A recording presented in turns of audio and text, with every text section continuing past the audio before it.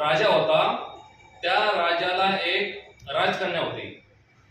त्या राजकन्येला जवळपासच्या अनेक राज्यातून लग्नासाठी विचारणा होऊ लागली।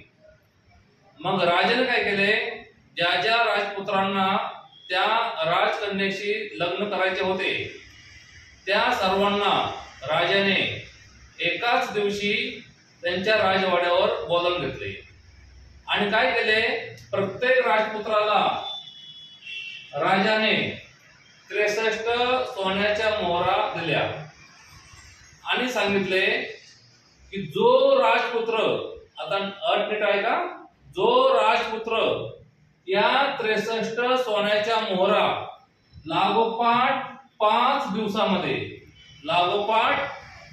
दिवसामध्ये अशा पद्धतीने खर्च करील की ज्या दिवशी जी तारीख आहे, म्हणजे उदाहरणार्थ 10/1/2025 त्या तारखेला तेवढ्याच सोन्याच्या मोहरा खर्च करायच्या।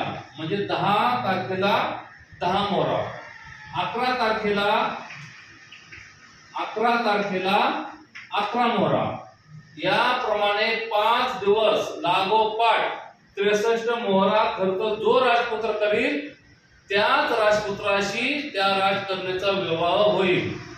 तुम्ही सुद्धा आता थोडे डोके चालवा आणि 63 मोहरा कोणत्या 5 दिवशी लागोपाठ खर्च होतील याचं उत्तर शोधा आणि आमचा व्हॉट्सअप नंबर आहे 99 21 21 59 43 या नंबरवर पाठवा। ओके, धन्यवाद।